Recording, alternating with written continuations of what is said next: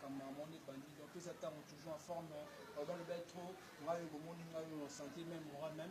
même si malade empêché ngai mais nzamba sungi tozali quoi na leka songo sa makambo ki kitoko na bo santé papa nga moko donc na bien ko père mais ta ke venanga donc venanga mokale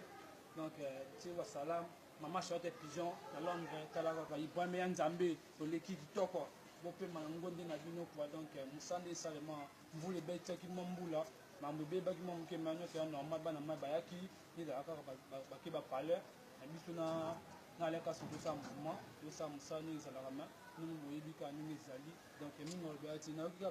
ka munguna mo nga zonga groupe na nga na autorisation mo tsenga na boya mo mabe ave soki yo sola na ebisa munguna nga limite magwambi nga boyi fo so ka ye akutana ngai azali bande apesa tango po ayaki asaki ba fantir meza ete donc biso toka bato ba misa ya ko commander mutu mo te donc azali ska azali to ameka kutana magwambi na azali na mo ma femme mo na no makameza quoi donc mingo beati na bo santé venanga moko shala ko piana mayu